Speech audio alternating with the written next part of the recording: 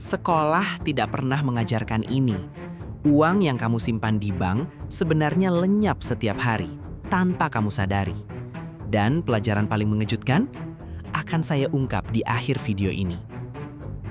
Dari TK sampai kuliah, kamu diajari matematika, sejarah, sains, tapi satu pelajaran paling krusial hilang sama sekali. Bagaimana uang benar-benar bekerja? Kenapa?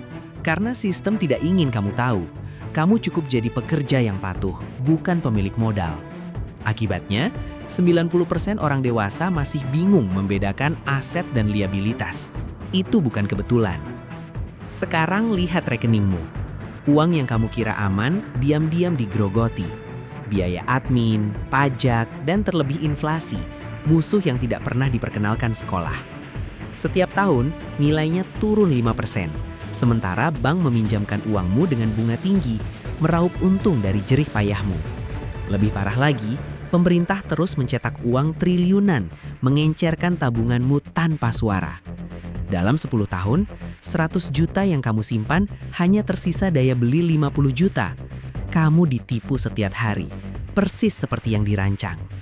Tapi, ini bagian paling gila. Sekolah justru memujimu karena rajin menabung.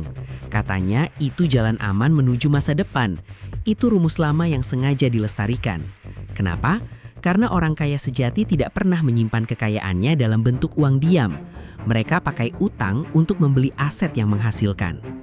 Sistem pendidikan butuh pekerja, bukan pesaing. Jadi sejak kecil, kamu diprogram untuk jadi roda penggerak, bukan pemilik mesin. Jadi, pelajaran yang tidak pernah diajarkan sekolah itu sederhana. Berhenti hanya menabung dalam bentuk uang tunai. Ubah uangmu menjadi aset yang bernapas. Emas, properti, saham perusahaan yang kamu percaya. Itu yang dilakukan orang kaya turun-temurun.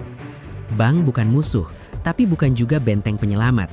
Mulai belajar literasi keuangan, bukan hanya mengejar ijazah. Dan uangmu adalah tentara. Jangan biarkan mereka tidur di barak. Suruh mereka bekerja. Sekolah mengajarkanmu mencari kerja. Dunia nyata menuntutmu membangun kekayaan. Kamu tidak akan merdeka finansial hanya dengan gaji.